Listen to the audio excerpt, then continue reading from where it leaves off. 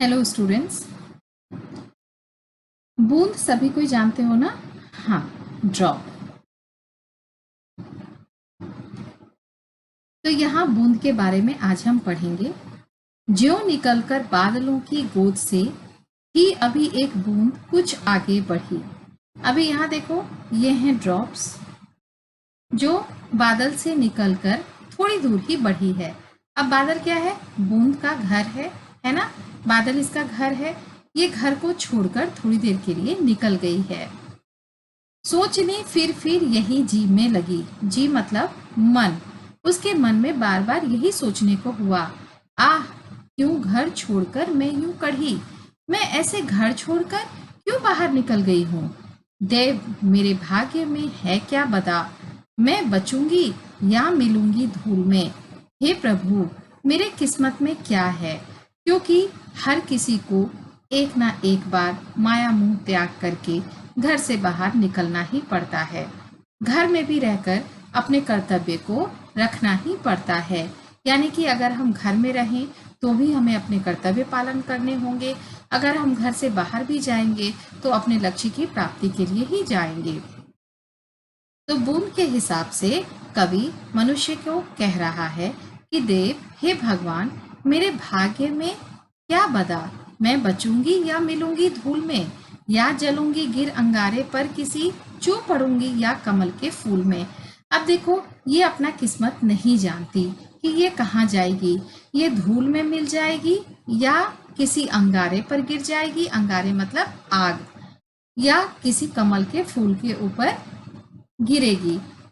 बह गई उस काल एक ऐसी हवा, वह समुंदर और आई अनमनी। देखो, इतना कुछ सोचते हुए लेकिन तभी तेज हवा आया। ये देखो हवा का बहाव। और वो किस तरफ आ गई? वो समुंदर की ओर आ गई। एक सुंदर सीप का मुंह खुला, वह उसी में जा पड़ी मोती बनी। एक सुंदर सा सीप का मुंह खुला था। समुंदर में सीप पाए जाते हैं, सबको मालूम होगा। उनका मुंह खुला था और ये मोती बनकर उसी में गिर गई। लोग यूं ही झिझकते, सोचते, जबकि उनको छोड़ना पड़ता है घर। किंतु घर को छोड़ना अक्सर उन्हें बूंद लो कुछ और ही देता है कर। यानी कि लोग झिझकते हैं, कोई भी बड़ा काम करने से पहले झिझकते हैं, सोचते हैं अगर हम इसको छोड़ेंगे तो आगे क्या लिखा होगा।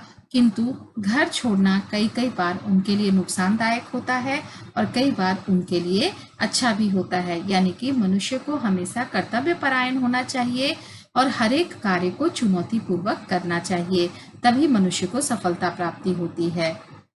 यहाँ पर देखो, जी का अर्थ है मन, कढ़ी निकली, बदा भाग्य में लिखा हुआ, अंगारे दहकते कोयले, चू पड़ना टपकना, काल समय, समुंदर समुद्र, अनमनी खिन या बिना इच्छा के, अक्सर प्रायः लौ समान की तरह। मौखिक प्रश्न आप स्वयं करोगे, लिखित प्रश्न मैं आपको लिख कर दे दूंगी। सही उत्तर चुनकर सही का निशान लगाइए। बूंद किसके बारे में सोच रही थी? अपने बारे में, बादल के बारे में, लोगों के बारे में। एग्जैक्टली अपने बारे में। हवा के बेग समुद्र की ओर कौन आया? एक पक्षी, एक बूंद, एक तारा। कौन आया? बूंद। सीप के मुंह में जाने पर बूंद क्या बनी? बूंद मोती बनी। किसके वेग से बूंद समुद्र की ओर आ गई? देखो, हवा की वेग से। समुद्र में किसका मुंह खुला हुआ था? ये देखो, सीप का मुंह खुला हुआ था। बूंद क्या बन गई? मोती बनी। बूंद क्या बन गई? मोती। नीचे दिए गए शब्दों के दो दो पर्यायवाची शब्द चुनकर लिखिए। बादल, घन और मेघ। यानी कि हमारा मेघ भी हो गया और घन भी हो गया। भाग्य, भाग्य का हो जाएगा किस्मत और भाग्य का हो जाएगा नसीब। हवा, हवा का क्या हो जाएगा? एक हो गया पवन और एक हो गया समीर।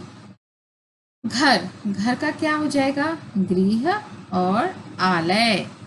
कमल, कमल का क्या हो जाएगा? जलज, राजीव।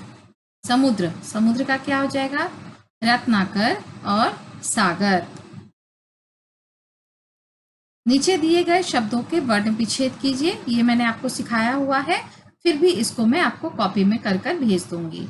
यहाँ पर देखो शब्दों के सही अर्थों के साथ जोड़े। काल, समय, कढ़ी, निकली, अक्सर, प्रायः, लौ, समान, अनमनी, हिन। आपको चैप्टर समझ में आ गया होगा। इसे दोबारा देखिए और इसे कुछ याद करने की भी कोशिश कीजिए। धन्यवाद बच्चों, बाय।